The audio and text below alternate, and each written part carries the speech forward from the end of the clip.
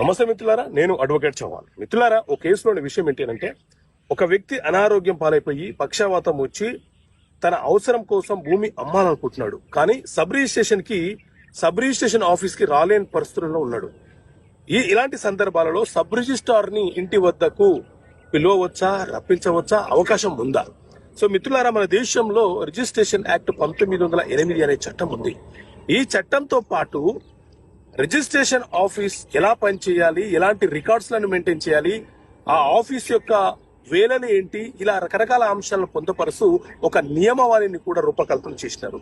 ఆ నియమావళిలోని రూల్ 41 ప్రకారంగా ఎవరైనా సరే సబ్ రిజిస్ట్రేషన్ ఆఫీస్ కి వెళ్ళలేని పరిస్థితిలో ఉంటే ఆ వ్యక్తి గాని అతని తరపున ఎవరైనా సరే ఒక రిక్వెస్టెడ్ లెటర్ పెడితే సబ్ రిజిస్ట్రార్ గారు ఆ సబ్ డివిజన్ అంటే ఆ సబ్ డిస్ట్రిక్ట్ ప్రాంతంలో నివసిస్తున్నటువంటి ఆ వ్యక్తుల యొక్క ఇంటికి వెళ్లి 2 విట్నెస్లను విచారణ చేసి రిజిస్ట్రేషన్ ప్రాసెస్ ముగించవచ్చు.